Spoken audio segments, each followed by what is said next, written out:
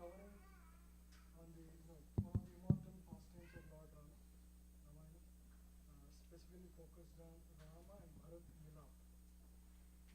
So today is the first day.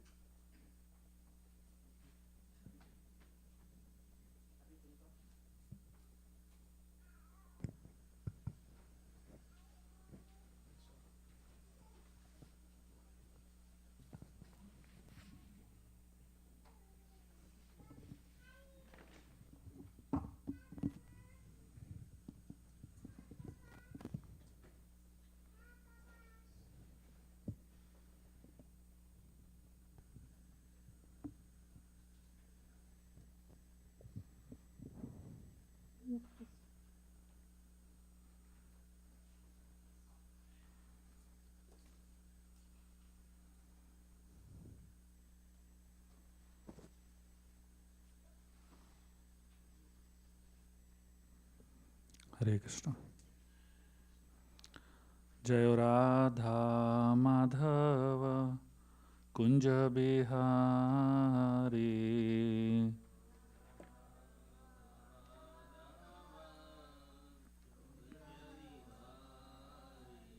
Jaya Radha Madhava Kunja Bihari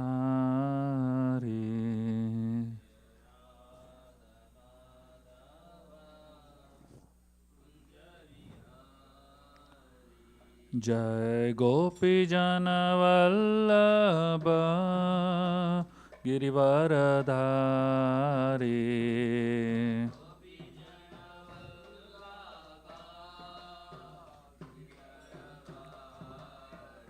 Jai Gopi Jana Vallabha Girivaradhari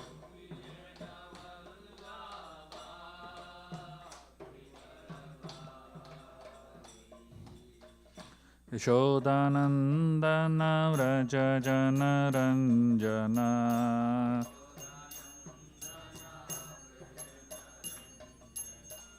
Yashodanandana Vraja Jana Ranjana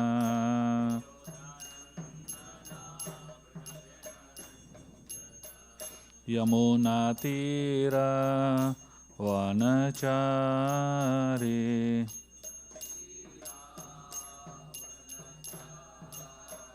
Yamunatira Vanachari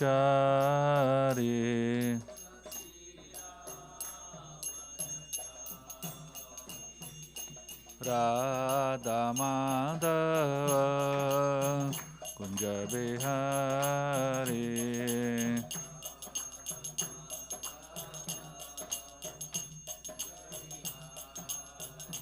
Jai Gopi Jana Vallabha Girivaradhari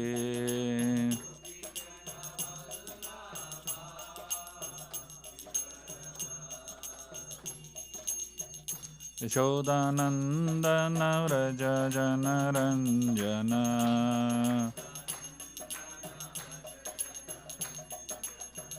Yamunatira Vanachari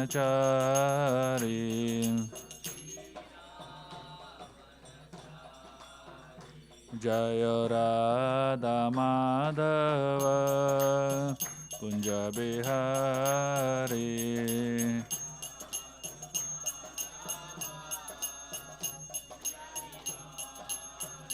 Jaya Radha Madhava Kunja Bihari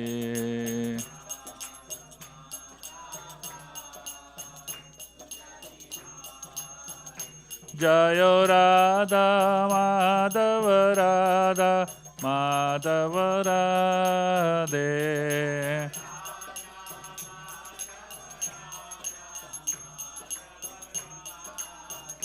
Jayo Radha Shama Sundara Radha Shama Sundara De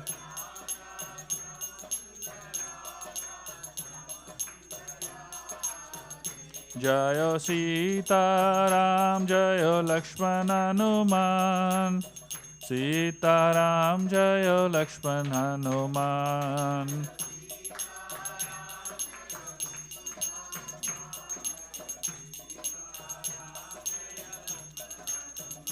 Jai Jai Prabhupada, Prabhupada, Prabhupada, Jaya Jaya Prabhupada.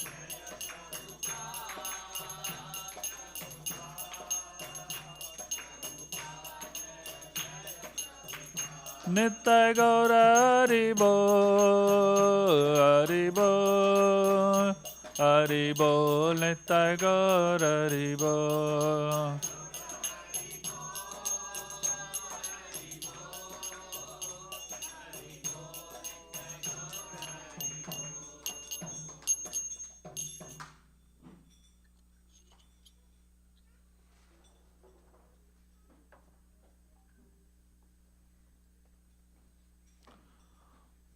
Om Namo Bhagavate Vasudevaya. Om Namo Bhagavate Vasudevaya.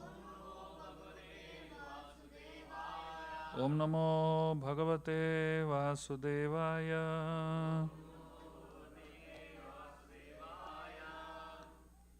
Om Agyantimirandasya Gyananjana Shalakaya Chakshurunmilitam Yena Tasmai Shri Gurave Namaha.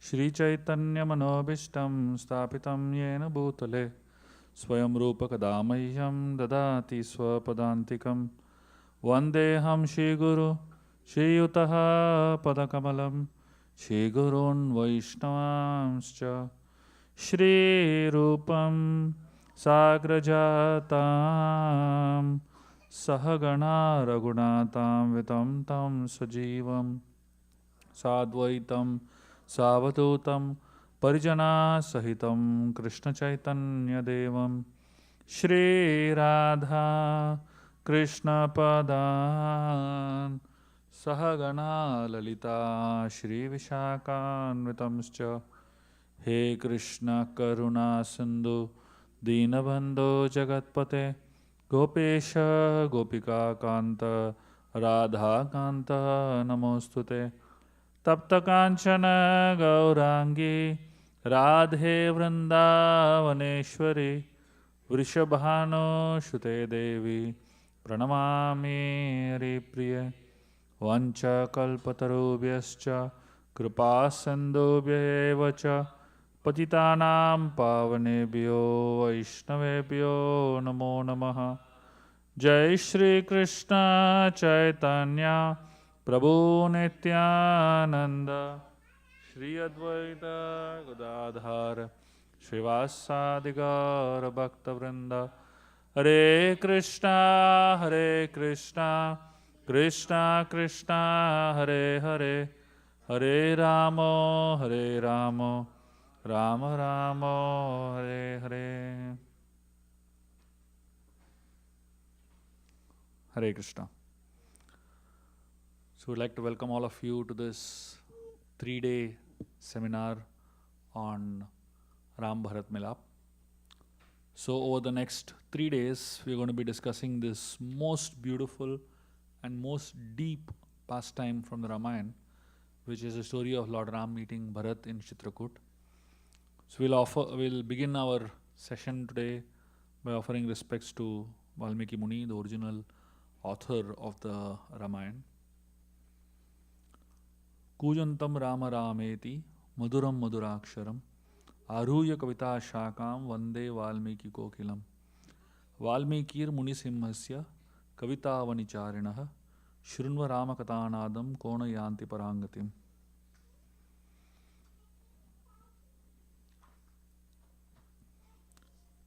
So,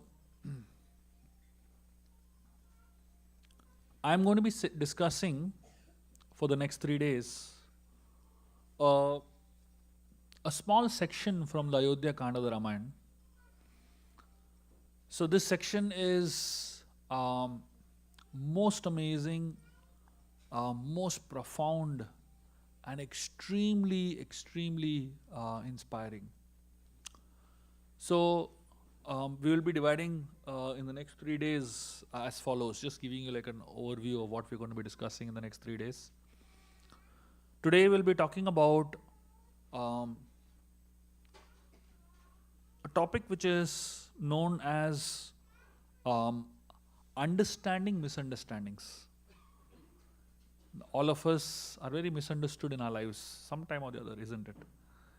And everybody goes through misunderstandings in their lives. So today we'll be talking about how Bharat dealt with so many misunderstandings that happened to him. And for no fault of his mother did some mistake and people began to blame him for her mistakes. And so many times, so many people were blaming Bharat for things that he never did. So when we go through such situations in our lives, we don't know how to deal with it. Being misunderstood is not an easy thing. And dealing with misunderstanding is definitely not an easy thing. So through the character of Bharat and through the story of Bharat, we are going to be discussing how we can deal with misunderstandings in our lives. Tomorrow, we'll be talking about an amazing section of the Ramayana where Ram and Bharat are meeting after so many long years actually. And there's a conversation between Ram and Bharat happening. Tomorrow, I'll be specifically talking about one part of the conversation, which is Ram's description of leadership. So, Ram Rajya is something that we all hear about, right? But we don't know what Ram Rajya is. We don't know what are the principles of leadership that Ram talks about, Ram really believes in. Tomorrow's chapter, tomorrow's discussion is entirely going to be on what Ram Rajya is. And you will be amazed by the things that Lord Ram shares with Bharat. And according to me, that discussion is the blueprint of the entire Ram Rajya. And the day after tomorrow, we'll be discussing the fight between Ram and Bharat. So they literally have a fight. But the fight between these two brothers is different from the fight that we all see between brothers. In India, there's a whole court called Small Causes Court. The entire court is dedicated to family disputes. If you go there, only brothers fighting with brothers, brothers fighting with parents, it's just family fights. So, we are not talking about that kind of fight. This is a dispute over property, but this fight is very different. Ram and Bharat are talking about what is right and what is more right. Ram is saying it is right that you become the king. Bharat is saying it is more right that you become the king. They dispute over property, but the other person is telling you take the property. So it's a very different type of fight. So we'll discuss the whole fight between Ram and Bharat the day after tomorrow. So that's what the whole theme of the next 3 days is going to be like. So having said that, let us start today's session by talking about how this story begins. So when Lord Ram, Lakshman and Sita, they are exiled to the forest by the desire of Kaikeyi, Dasharath Maharaj, he is not able to handle it. He is in too much agony and too much pain. And then Dasharath Maharaj, he leaves his body in this painful state. So Vashishta, the Rajguru of Ayodhya, he realizes that somebody has to come and take over. Somebody has to come and take responsibility of the whole mess. Ram and Lakshman are gone to the forest, they won't come back. So Vashishta calls for Bharat. He sends messengers to invite Bharat to come and rule Ayodhya. Now obviously, Vashishta does not want to tell Bharat that your father is dead. That's not the way you give news, right?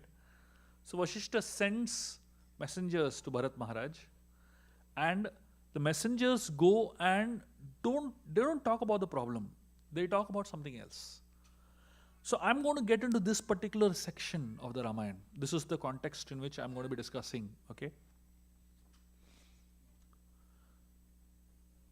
One night before the messengers come to Bharat Maharaj, to Bharat's kingdom in Bharat's grandfather's kingdom, Kaikai Desh, Bharat has a dream. And it's a very, very shocking type of dream. Where Bharat sees his father, Dasharath Maharaj, he sees that his father is running up a cliff. And his body is looking very soiled, very dirty. His hairs are all spoiled. And he's wearing a black attire. And from top of the cliff, he falls. And he falls into a valley. And he falls into a pond that is filled with dirt. And he is swimming in that pond filled with dirt. And his father comes out of the pond and he begins to eat rice mixed with gingerly seeds. And he drinks a bowl of oil. And then he sees a lady coming riding a chariot. And this chariot is drawn by donkeys. And this lady is laughing like mad. And she comes down from the chariot, puts a red garland around Dasharath Maharaj. And she smears red sandalwood paste on Dasharath Maharaj's body and face. And she pulls him and puts him on the chariot. And the chariot is going towards the south. So this is the scene that Bharat Maharaj sees in his dream. And he gets up with a lot of sadness after seeing this dream. So Bharat Maharaj, when he gets up in the morning, his friends, he's telling his dream to his friends. And his friends are telling him, don't worry, don't take dreams so seriously. Bharat Maharaj is saying this dream means only two things. One is either Dasharath Maharaj is in some kind of trouble, or Ram and Lakshman are in some kind of trouble. So Bharat has made his conclusion. Something is going wrong in Ayodhya. And when Bharat gets up, he gets this news that messengers have come from Ayodhya. Now, just now he got a dream, and in some time he gets this news that messengers have come from Ayodhya. So Bharat immediately understands that something is going to go wrong. So he comes running to the court. And in the courtroom, he looks at the messengers. Looking at the messengers' body language and their eyes, he understands that these people are in a hurry. He also understands that these people have been told to give him information, but not everything. So he asks them very clear questions. I hope my father is fine. Straight away he's asking questions. And he says, I hope Ram and Lakshman are fine. I hope Kaushalya, the mother of Lord Ram, is fine. And he says, I hope Sumitra, the mother of the two twins, she is fine. And then she says, how is my mother? And he uses two words for his mother, very interestingly. He says, Atma Kama.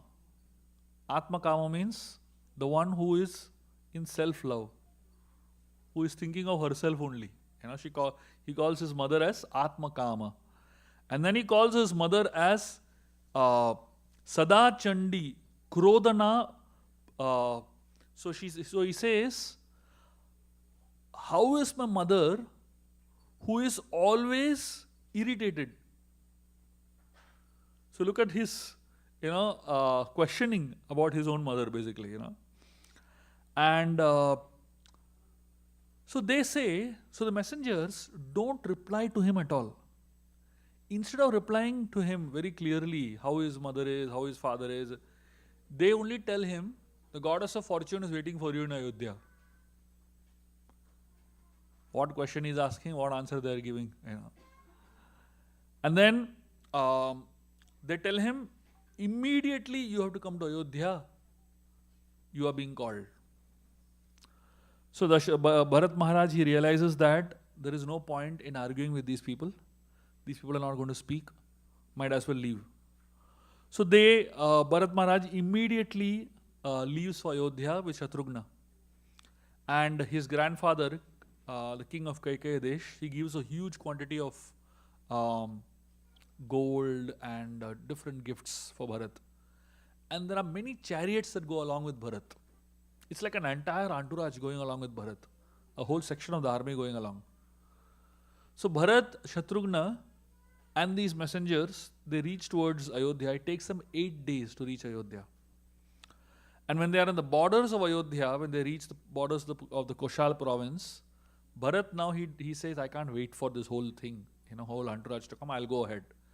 So he leaves alone with his chariot. So now the story is just about to begin. So when Bharat enters Ayodhya, he sees the city of Ayodhya is in a very dark and difficult phase. He sees all kinds of ill omens right in the entrance of Ayodhya. He sees the city is empty, literally. No music is played in Ayodhya. Usually in Ayodhya, Dasharath Maharaj, the king, sponsored music all through the city. Music bands were playing in different sections of the city. Now imagine, a city like that, where the government is sponsoring music, And the reason that why music bands are playing in different parts of Ayodhya is because Dasharath Maharaj knows creativity and music are connected together. So he wants to encourage the right mood and the right consciousness in Ayodhya. So Bharat, when he enters, he sees no music, there's no fragrance in Ayodhya. The gatekeepers right in the entrance of Ayodhya are crying tears.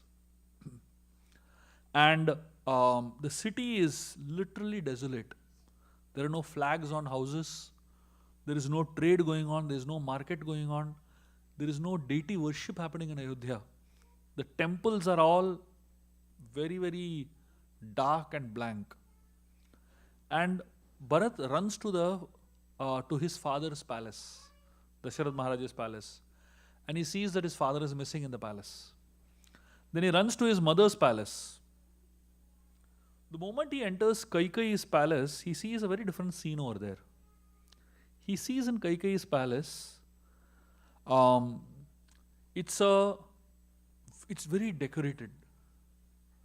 There's a lot of brightness in Kaikeyi's palace. And when he runs up to Kaikeyi's room, he sees that Kaikeyi is lying down on a bed, a soft bed, and she is very well decorated. So he sees a stark difference between all of Ayodhya and her room. And he thinks, what is going on? Everybody in Ayodhya is crying, but this one person seems to be happy. Seems to be like, pretty well decorated and all. So Bharat asks his mother, I have just come from my father's house. Where is he? Why is he not there? He says, what's wrong in Ayodhya? So, where is the king? When Bharat asks this question to Kaikeyi, she says something most shocking. You know what Kaikeyi tells Bharat? She tells him, Yagati sarva bhutanam tam gatim ta pitama. She's saying, wherever animals go after death, that's where your father has gone. Imagine saying like that about her husband. Would you say that about anybody? Wherever animals die after wherever animals go after dying, that's where your father has gone. Bharat gets the shock of his life. I mean, how do you give news like that? See, whenever you give bad news, it has to be conveyed in a nice way, isn't it? Sensitivity is very important in conveying news. I remember one boy in Bombay, he came up to me and he said, my father went off. For a moment, I didn't understand what he's saying. I was like puzzled, He said, I asked him, what is the meaning of went off? He said, my father died. How do you say that? Went off like electricity, na? You switch off electricity. Like that, you say, my father went off. So people somehow don't have the sensitivity to convey information, convey bad news, especially. So Bharat was really shocked. He was very, very hurt. And then Kaikeyi, to make matters worse, she started telling him philosophy. She started telling him, wise people don't grieve for that which is inevitable. There is no point in talking about that which is perishable. The body is about to die anyways. And the body will be destroyed at some point of time or the other. When we can't undo something, we should not cry about it. And no matter how much you cry, your father will never come back. So stop crying, she tells him. Now, Kaikeyi is speaking Bhagavad Gita only. But if you speak Bhagavad Gita at the wrong time and the wrong place, it will have the reverse effect. See, philosophy has to be used very, very carefully. Some of the biggest hurts in the world are done by philosophers who speak philosophy at the wrong time. You can go around the ISKCON world and you will have so many examples of people who are speaking Krishna conscious philosophy only, from Gita and Bhagavatam only, but at the wrong time to the wrong person, the wrong situation. Philosophy is not always a solution. Sometimes what people need is empathy more than philosophy. So here Bharat was shocked. He says, Ram was so lucky to be with our father when he died. And he says, with the departure of the father, the eldest son becomes the father. So he says, from now onwards, my father is Ram. So then he says, Bharat is asking Kaikeyi, how did father die so suddenly? What were his last words? Kaikeyi tells Bharat, O Ram, O Sita, O Lakshman, these were the last words of your father. Before departing, he expressed that those who see them return are most fortunate. Now Bharat gets a second shock. He says, where did they go? Where did Sita, Ram and Lakshman go? So Kaikeyi says they went to Dandakaranya forest. Bharat immediately asks Kaikeyi, what wrong did they do? What was the magnitude of the sin that they did?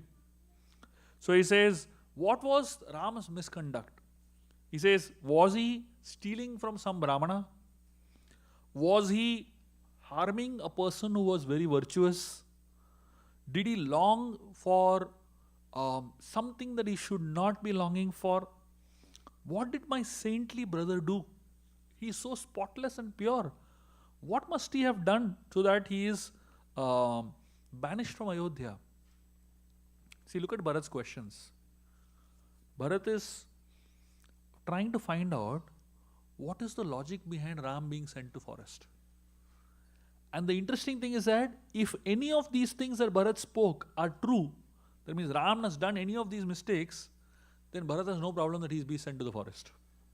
He only wants to know why. So the moment Bharat asked this question, Kaikeyi said, Ram cannot do any of these things. She was fully confident. She says, I made him to go so that you get the throne. Now, the throne belongs to you, she tells Bharat.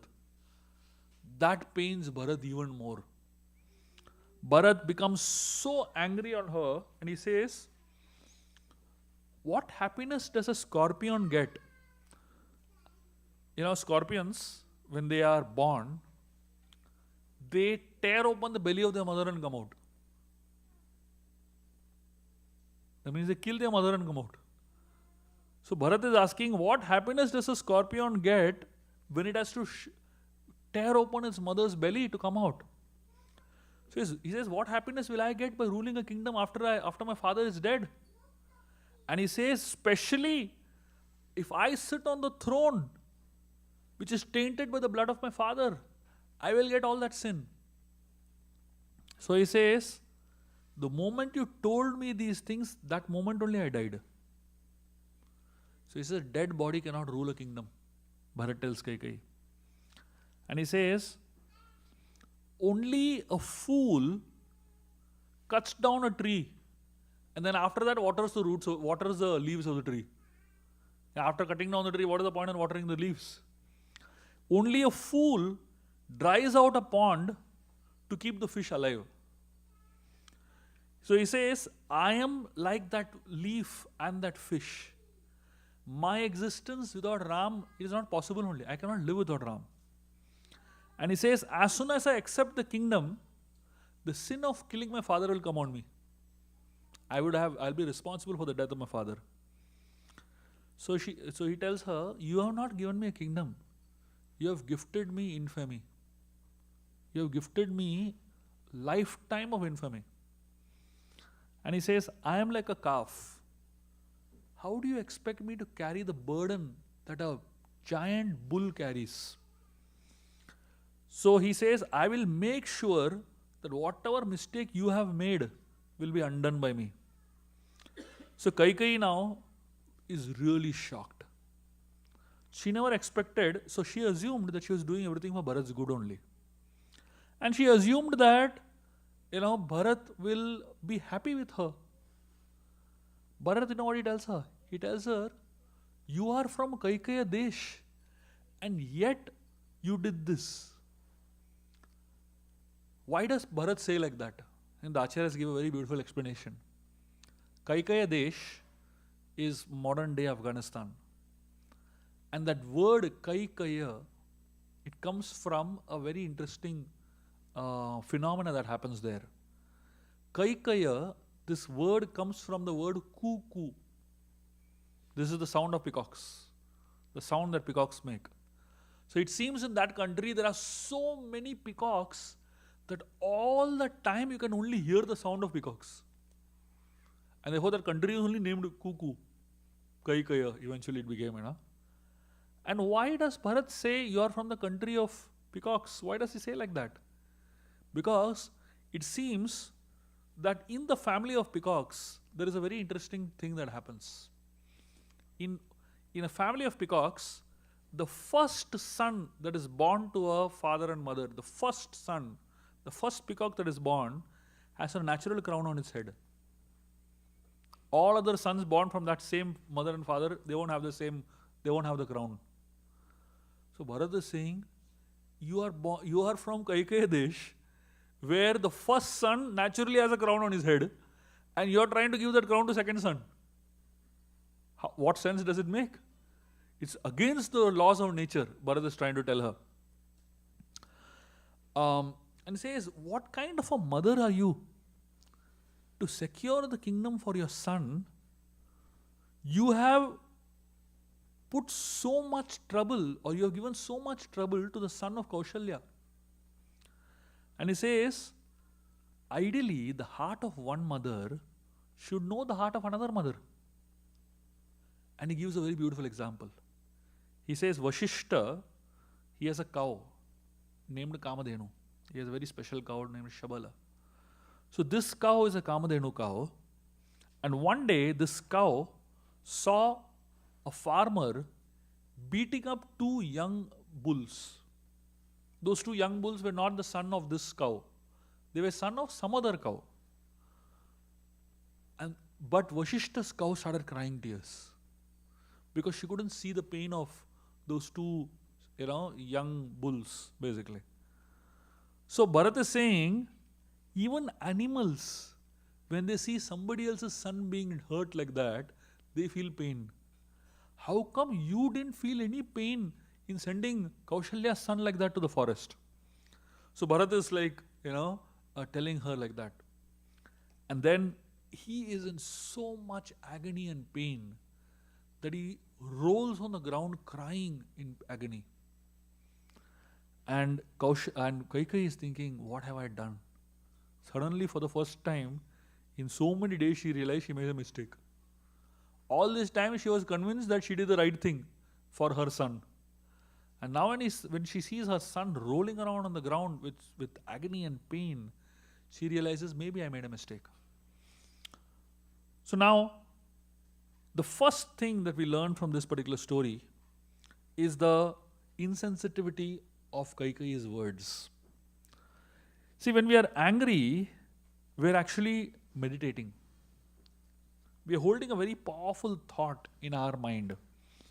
We are absorbing it, we are engrossed in it, and we are totally consumed by it. So Kaikeyi, the way she was speaking conveys a lot about how she was thinking. A lot of times, we say things, we may not even realize what we mean. And especially in case of Kaikeyi here, she had become so selfish, she had become so self-centered that she was ready to hurt her husband, hurt Ram, hurt the entire of Ayodhya. Eventually, she ended up hurting her own son also. And Kaikeyi didn't even realize what she is doing. So now Bharat, he becomes very disturbed by this whole thing, and he realizes that Kaushalya must be so sad. So Bharat leaves from his mother's palace and runs to the palace of Kaushalya.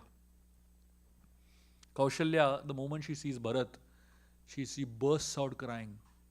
She hugs him and she's crying like anything. And suddenly the next moment she pushes him away. Kaushalya pushes Bharat away. And she says, it's time for you to be happy. Your mother has done what no other mother has done in history. And he says, I'm sure you're also a part of it. She tells him. Kaushalya tells him, I'm sure you are also very well aware of your mother's plans. And I won't be surprised if you are a part of the plan also. So Kaushalya says, my only request to you is, why don't you send me along with my son? Are you not sending me because you wanted to arrest me? This is a house arrest, so that my son doesn't attack the kingdom of Ayodhya? Am I your security? That's why you're not sending me. She says, at least let me carry my husband's body and go to the forest for the cremation to be done by Ram. Like this, Kaushalya is telling Bharat. Bharat goes mad when he hears all this. Imagine, Bharat has not done anything wrong. But yet, she's blaming him like this. Bharat gets so disturbed that he starts taking a series of vows. These are called negative affirmations. He starts taking a series of vows to show how sincere he is to Kaikeyi. And look at the vows that he takes. He says, if I have done what you're telling, if I'm a part of this plan, let all these sins come upon me. And I'm just going to give you a list of some of the sins that Bharat speaks about. And each of the sins are heavy sins. And he's saying, if I have anything to do with this, then let all these sins come upon me. So he says, let the sin of collecting taxes without ensuring protection come upon me. And he says, the sin of breaking the code of warfare come upon me. The sin of running away from a full-fledged battle come upon me. And then he says, let the sin of imposing heavy labor upon an employee without sufficient remuneration come upon me. You tell this to all your company managers and leaders. That is also a sin. You make a person work hard but pay less. And then he says, let the sin of going back on a remuneration promised to a priest come upon me. And he says, look at this. Let the sin of eating food without offering it to God come upon me. And he says, let the sin of disrespecting teachers come upon me. Let the sin of sleeping during twilights. That means after sunrise and after sunset come upon me, or during sunrise, sunset, basically. And then he says, let the sin of mechanically studying scriptures come upon me. And then he says, let the sin of falsifying the hope of beggars come upon me. I mean, you're like, you're almost going to give money to a beggar, but you don't give, It's like falsifying the hope of a beggar. Let the sin of setting somebody else's house on fire come upon me. Or sin of polluting drinking water come upon me. Poisoning another's food come upon me. Like this, he takes, look at this list of sins that he's talking about. Each and every one of those sins itself is enough to destroy you completely. And he's making such a big list. He goes on and on and on. At some point, Kaushalya becomes so disturbed looking at him taking so many vows. She goes and covers his mouth. She tells him, stop it. I understood that you're sincere. And she tells him, the moon may emit poison through its rays someday. The snow may emit fire someday. The aquatics may start walking on the land someday. And spiritual practices may stop eradicating sins someday. But Bharat will never turn against his brother. So like this, Kaushalya tells Bharat. This is the first misunderstanding that Bharat experienced in this journey. So Bharat almost experiences 8 or 9 misunderstandings. Different people misunderstand him, and through the misunderstanding they actually test him. And each time Bharat deals with the misunderstanding, he comes out of it in flying colors in very powerful ways. But more than that, these are tests of Bharat's intentions. Each of these people are trying to test what is Bharat's intention actually. See, every time you get misunderstood is a test of intention only. And to be able to pass this test of intention, you have to be patient like Bharat. So how did Bharat deal with the first test? This is known as criticism test. Kaushalya directly criticized him, right? So Bharat, when he came across criticism by Mother Kaushalya, he asked himself 3 questions. First is, he asked himself, why is she criticizing? Is she criticizing for a personal profit or from a personal pain? Not everybody criticizes us from profit motive. Some people, when they criticize us, they're actually going through pain.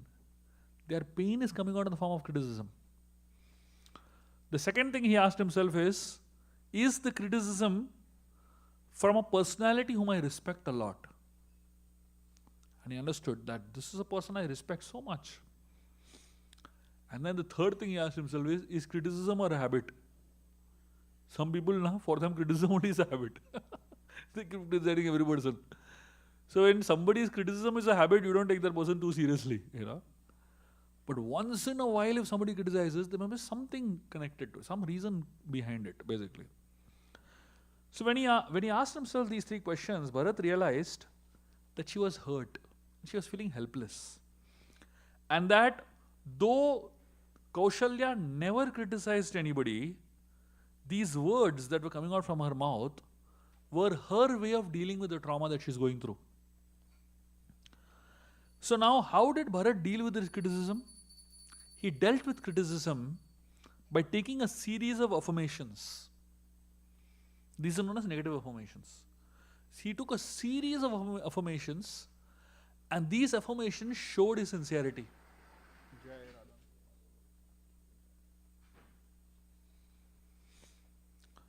So these affirmations showed his sincerity. Now, Bharat did not solve Kaushalya's problem. He didn't solve the problem, but at least he showed her that I am sincere. Many times when you're misunderstood, the most important thing to show is that you're sincere. You may not be able to solve all misunderstandings. You may not be able to solve all problems immediately. But when you show that you're sincere, the other person at least has hope that this person is on my side. This person is trying sincerely. So Bharat, he dealt with Kaushalya. Then he went to meet his guru Vashishta. So when Vashishta sees Bharat, now he is meeting Bharat after 12 years. So Bharat, they got married in Mithila. After the marriage, from Mithila itself, Bharat and Shatrughna don't come back to Ayodhya, but they rather go to Kaikeyi Desh, their grandfather's kingdom. And for 12 years, they're there only. They don't come here at all. Ram Lakshmana are in Ayodhya, but Bharat Shatrughna are in Kaikeyi Desh. And after 12 long years, now Bharat has come back at this point when there is a crisis in Ayodhya.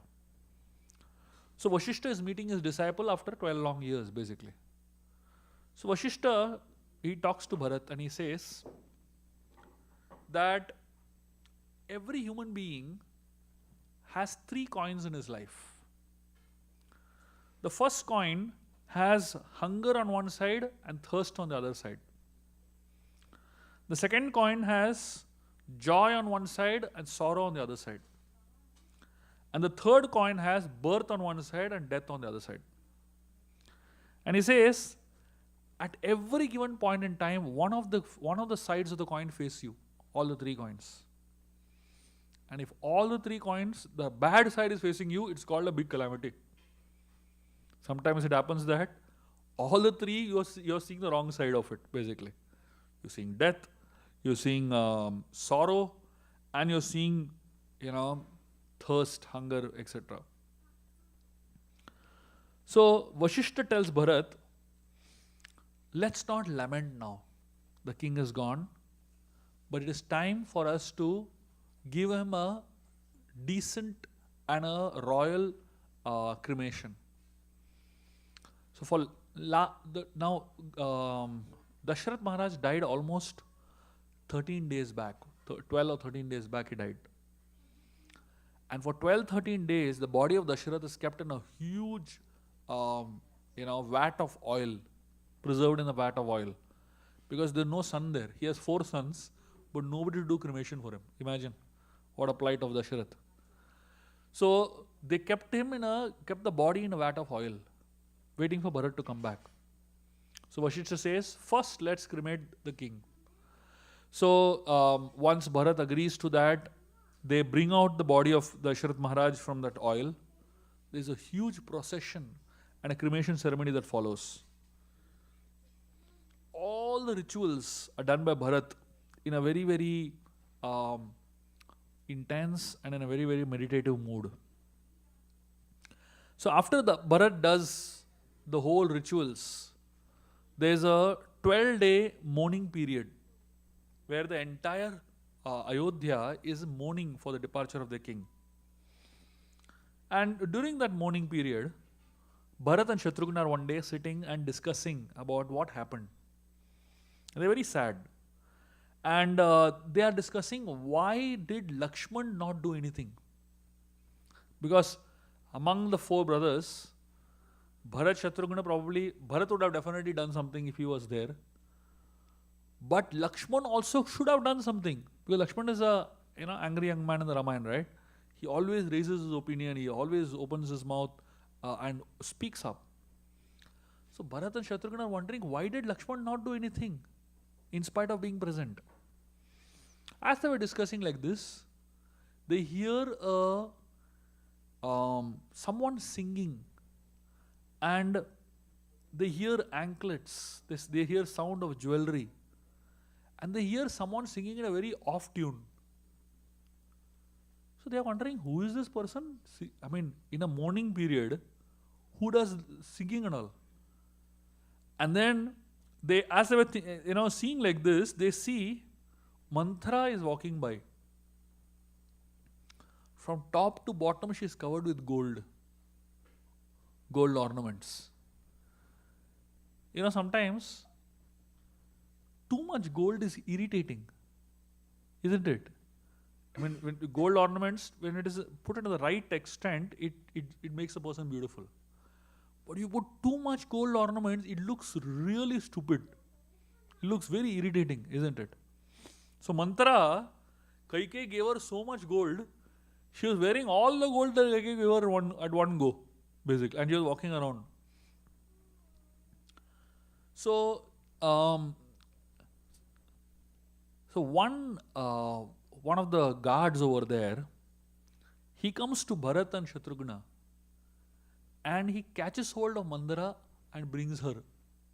And he tells Bharat, Shatrughna, the cause of all your problems is this person. This lady is the one who instigated your mother. And she is the one who created all the trouble for you and for the cities, for everyone in Ayodhya. So, as this man dragged her to Bharat, Mantra started shouting and warning them, saying that, do you know who I am? I am the favorite of Queen Kaikeyi, and all that she started telling. Shatrughna, he ran to Manthara.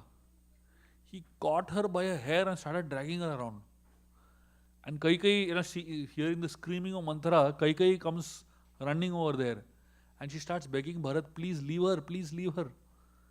So Bharat tells Shatrughna, leave her. And Bharat tells Shatrughna, if I was sure that Ram is not going to be displeased, I would have killed her. By now I would have killed my mother also.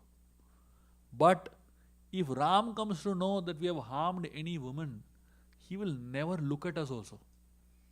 So Bharat says, leave her, otherwise Ram will never even look at us. The word Bharata means the one whose bhava, raga and tala are in sync with Lord Ram. Everything Bharat does, everything Bharat speaks is in alignment with Lord Ram, his thinking and his way of living life. Therefore, Bharat will never do even one single thing which does not please Ram. That is how Bharat is as a person. So Shatrughna lets go of Bharat, let's go of Manthara, and Manthara runs away from there. See, from Bharat we can learn one very important concept of life. That is to have very high level ideal person as your example. If you have someone who is as high as Ram as your inspiration or your example, you will never reach there. And because you will never reach there, you will always try to go upwards. But if you have someone who is very, very low as an inspiration, you will never feel that you have to work towards it, isn't it? So Bharat had Ram as his ideal, and the ideal was so high that he knows I will never reach that high. And therefore he becomes better than what he was always. And therefore we should also choose someone who is so big in his ideals that we will never get there. And that's why it is important to have such source of inspiration in our lives. So Bharat and Shatrughna go to sleep that night. The next day morning, early in the morning, when it's time to wake up, there's a beautiful orchestra playing out in Bharat's room. See, when we get up, there's a shrill alarm that rings and shakes us up, So even if there's no alarm, there is somebody in the family that throws water on us, does whatever that is needed to get you up, Not exactly in a pleasing way you're woken up, isn't it? Why? Because you're not a king.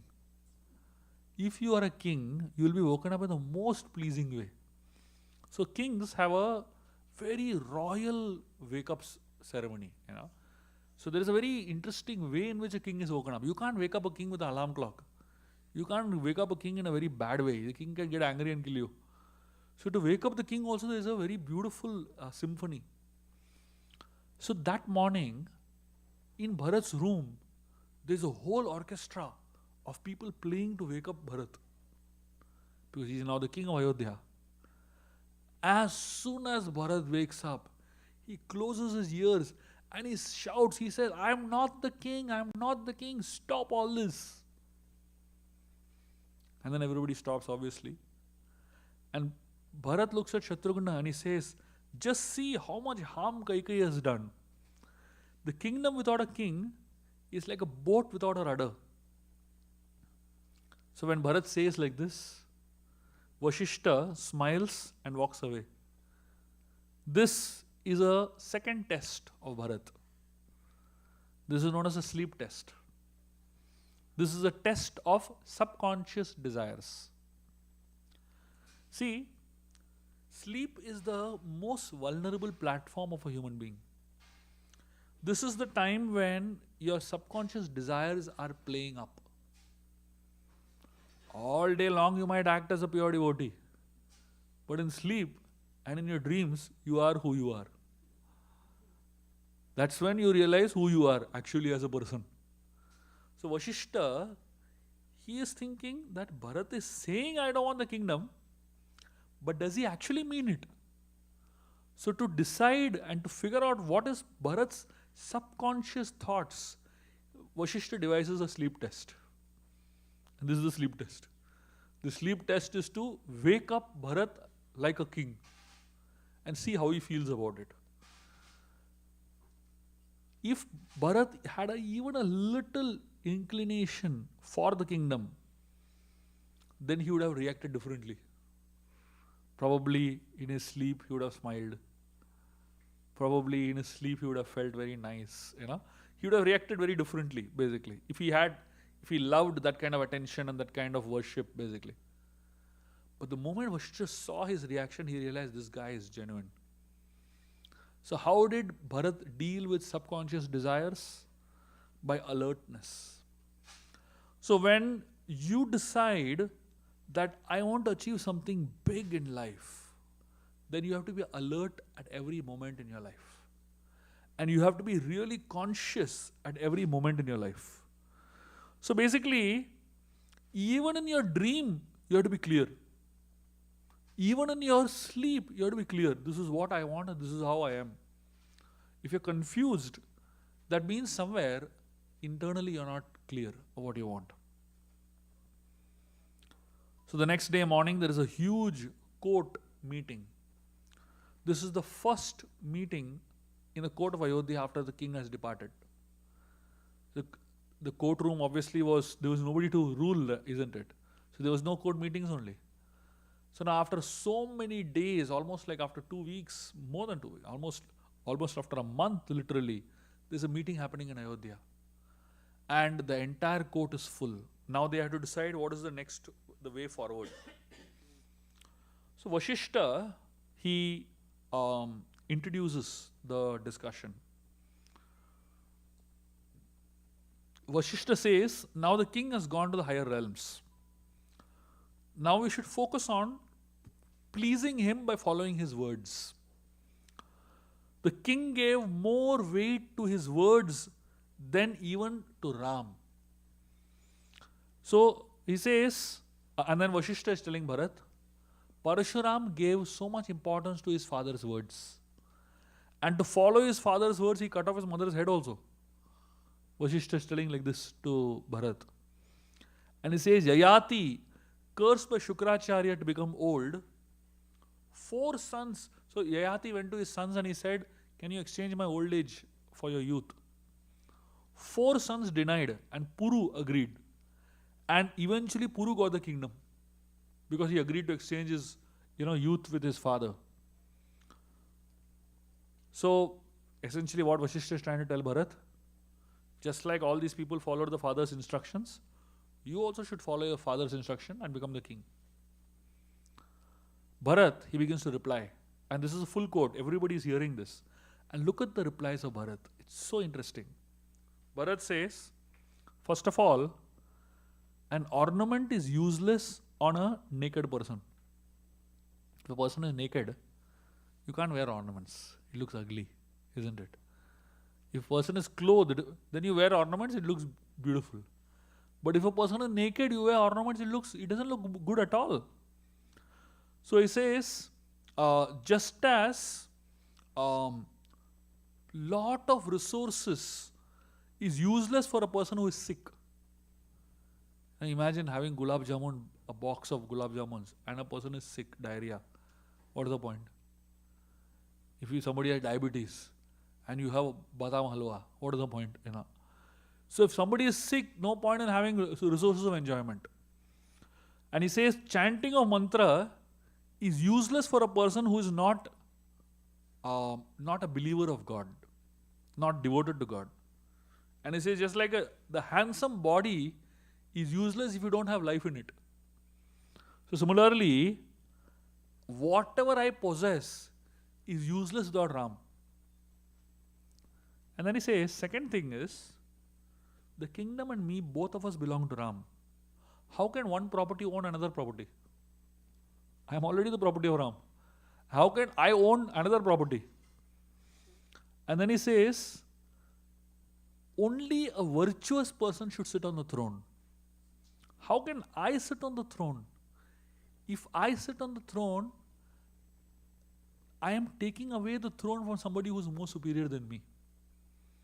So he says, whether it is in learning, whether it is in self-control, whether it is in performance of duty, whether it is in administrative ability or kindness or any other virtue, Ram is far, far better than me.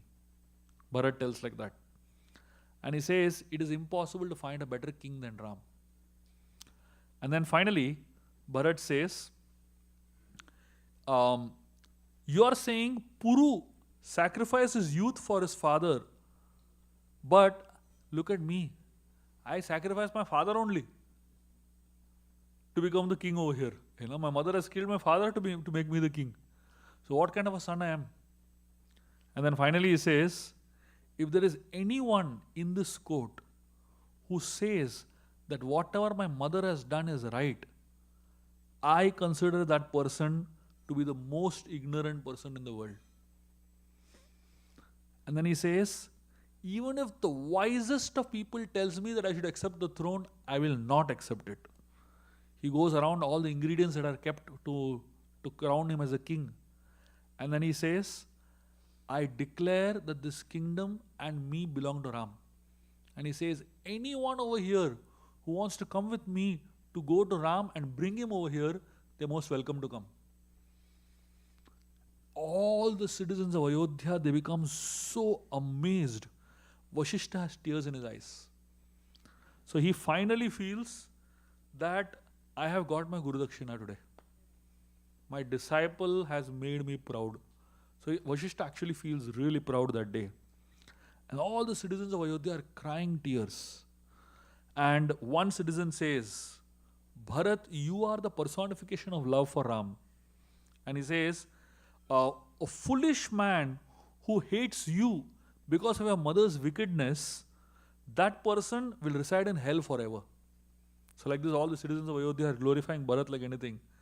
And he says, just like the gem on the head of a poisonous serpent is not affected by the poison of the serpent. Similarly, you are unaffected by your mother's bad qualities. And he says that you are so much superior to your mother. So this is the third test of Bharat. So Vashishta, he tested Bharat's intentions by offering him two choices. The choice of an easy path or the choice of the right path. See, for Bharat, sitting on the throne is an easy path. Right? Why? No king. Dasharatha has already given instruction. Rama is not there anymore. What to do? So Bharat will say, anyway, I can't do anything else. Might as well sit on the throne. So that's the easy path. But Bharat decided to follow the tough path. All of us in our lives, we will always have choices. We will always have choices. The choice to choose the easy path or the choice to choose the right path. Whenever we choose the easy path, there is no brain involved in it. It's easy. But when we choose the right path, it is tough but very satisfying. To choose the easy path, it is easy but very dissatisfying. And it is not at all good in the long run. So Bharat here, he chose the tough path. And Vashishta was so happy seeing Bharat's determination to bring Lord Ram back. Bharat declared to to the citizens of Ayodhya, all of you all come with me. We will all go to Chitrakoot and bring Ram back. And the entire city, entire country of Ayodhya, everyone got involved in going to Chitrakoot. There was a massive road construction that happened. It is explained, from Ayodhya to Chitrakoot, the whole path was a forest path. But literally, overnight, thousands and thousands of citizens got together and built a highway. Literally a highway constructed through from Ayodhya all the way to Chitrakoot. Just because they were so determined to go and bring Ram back.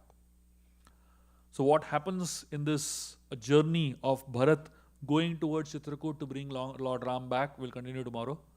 And tomorrow we'll have a very, very beautiful discussion on the remaining tests of Bharat, as well as we'll try to discuss the concept of Ramarajya that Ram shares with Bharat. Thank you very much. Hare Krishna.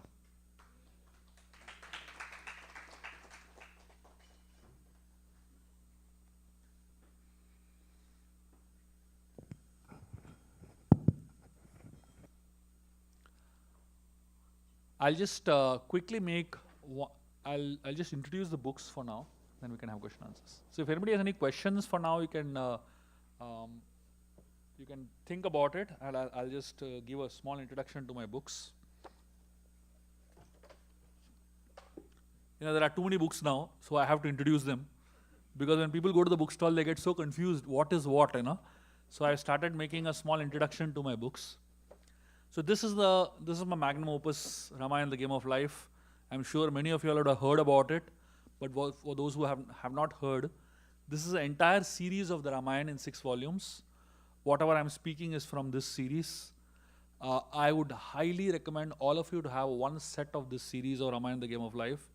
This is a series that so many youngsters across the world have been reading. They've loved it. It's an authentic narration of Ramayana. But along with that, there are analogies from Kamba Ramayana, Tulsidasa's Ramayana, as well as from many commentaries of Acharyas, and with life lessons that you can apply in your life. So it's a must-have for everyone. Every house should have one set of this. This is a book called Magic of Friendship. This is a book that every teenager must read. This talks about how to develop good quality friendships and have friendships that are meaningful and deep. This is a book for those who are in the corporate world. It's a very, very interesting book. It's called Plug into Happiness. This book talks about work-life balance as well as finding happiness in your workspace. This book is a book for the month. It's called Two Fingers Short. For those who want to have deeper insights on the Damodar Leela, this is the book to read. Similarly, there's a book on Lord Narsingadev. So many unheard stories of Lord Narsingadev in this book. This is one of my favorite books. It's called Perfect Love. The tagline says 5.5 ways to lasting relationship. This book has 6 love stories from our scriptures. And each story talks about how to fall in love, but how to stay in love for life. In today's world of love at first sight and divorce at first fight, this is a very important book. For anyone who is married, who is going to get married, and is thinking of getting married, this is a very important book to have. This book is called Mystical Tales for a Magical Life. This is my answer to Harry Potter. Anyone who has been a fan of Harry Potter must read this book. This book has 11 unheard stories from our scriptures, and I call these stories as crazy stories. Each one of them has stories that are super adventurous, very mystical, but fun. And at the same time, each of the stories teaches you some very interesting aspect of life. These 2 books are a series. One is called Timeless Tales to Ignite the Mind, and this is called Ancient Wisdom to Elevate the Mind. These 2 books have 50 stories each. So this book has 50 stories from the folk tales of India, and this has 50 stories from our scriptures. And each of the stories have lessons that you can learn for your life and apply in your life. This is one of my latest books. This is called Hanuman Chalisa. Every word of Hanuman Chalisa is explained through a story. So for all those who are fans of Hanuman Chalisa, who have been chanting Hanuman Chalisa for life, this is a great book to meditate on. Because this book actually teaches you how every word of Hanuman Chalisa has a very interesting story of Hanumanji connected to it. And this is a book on Chronicles of Hanuman. This is about 100 stories of Hanumanji in it. And finally, this is the last book I will introduce you all. This is a book called Open Eyed Meditation. This is the best book that I've ever written and I will ever write in my life. This book has 64 chapters. Each chapter talks about one aspect of life seen through the lens of Ramayana and Mahabharata. In addition to this, I have many, many kids' books that have come out now. Almost about 26 children books are there, So I highly recommend all of you to go and have a look at all the books. If possible, get a copy of all the books for your house. These are books that are worth reading, and these are books that anyone at any age group can read and relish and learn from. Don't consider this to be an expense. Consider it to be an investment in your journey of learning, and I'm sure you will not repent on it. Thank you very much. If anybody has any quick questions, one or two we can take now. Yes, Prabhuji.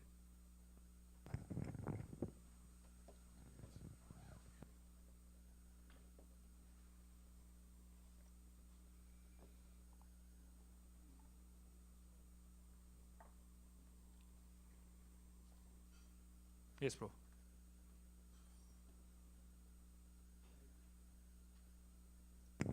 Hare Krishna Prabhu Dhanvat. We have been following your books. We have mostly all the books, and whenever the book for Ramayana, each section one was released, we had almost the first copy. My wife is fan of you. She is not there, but yeah, we have your books.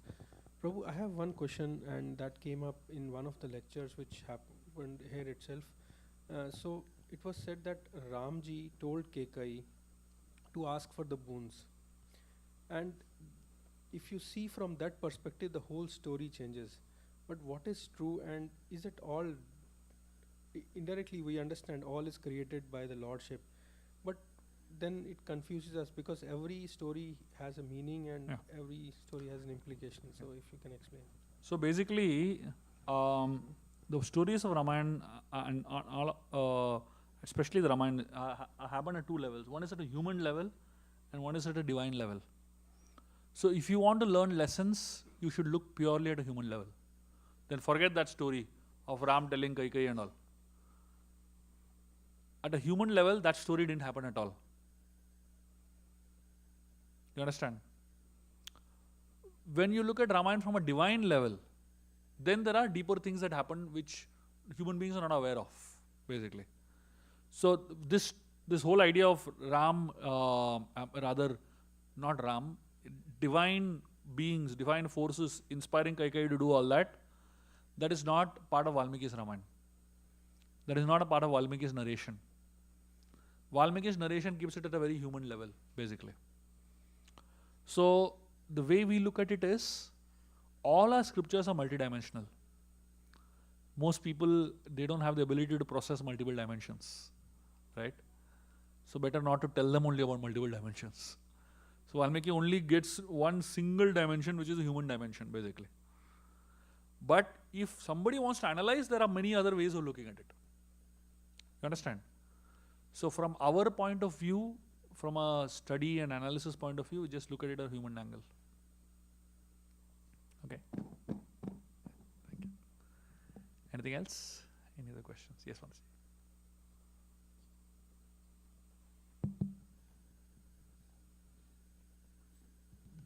Hare Krishna Prabhu. I have a question regarding criticism. So in the story that you said, Bharat took affirmations, but how do we deal our criticism in our daily life? So when someone criticizes us, you can ask yourself some questions. The first question is there some truth in it? If there is a truth in it, then we should work on it. You could consider it to be constructive criticism, basically. And it means it's a feedback for me, I need to work on it. But if there is no truth in it, then we should think, this is Krishna trying to tell me that maybe I should be careful that this thing doesn't come in me, this quality or this, vice, this thing doesn't come in me. So you should look at it like that. And the third thing is, when you find somebody criticizing you, you should think, this is my karma, I must have done something to this fellow in my past life, he's giving it back to me. Square off. Let me not start a new one, by giving him back, basically. So just forget it, done, you know. So these are the 3 steps in which we can deal with criticism ourselves. Thank you, Prabhuji. So I have one more question. Yeah. So you talked about role model, that Bharat's role model is always Ram, but you said he cannot reach him. But in our daily life, I thought, or I felt like we need to have a role model where we can at least try to follow them. So is my understanding right? Like, do we have to have a role model where we cannot reach them, or we should follow them? See, don't have a role model that is easy to achieve. See, because the human mind now wants something that is easy. So we also strive to choose role models that are easy to reach out to, easy to achieve. Ideally, you should have something very high, very lofty, and by the end of your life, you might probably reach somewhere close. That's the kind of role models that I would at least recommend having. You know, yes, for some aspects of life, probably you can have some role models that are easier to achieve, but in the higher aspects of life, we should definitely have much higher role models. Thank you, Prabhuji. Yes, sir. Hare Krishna Prabhu, thank you so much for amazing lecture. This is a follow-up to Mataji's question on how to handle criticism. You said we should not try and give it back if somebody is criticizing, but are there situations where we should be defending ourselves? Should we defend ourselves? If so, what are the situations in which we should defend ourselves? See,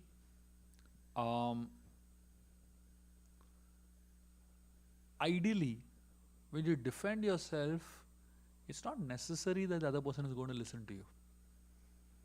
Most of the times when you defend yourself, the other person feels that, you know, he or she is definitely right. Isn't it?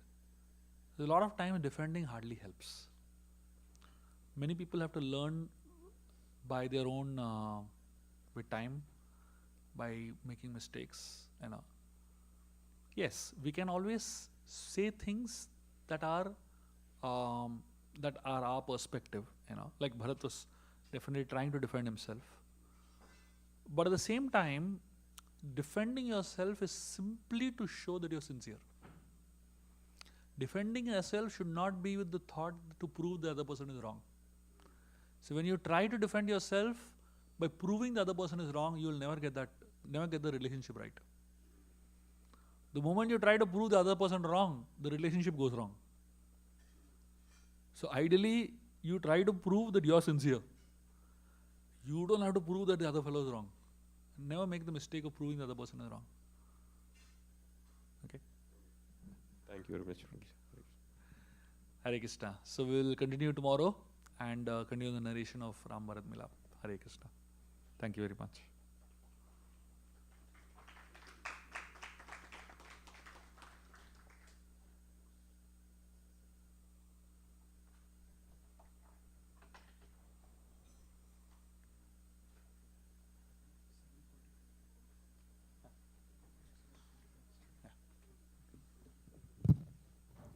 Hare Krishna devotees. Tomorrow the session will be at 7:45 because today anyway it started around the same time.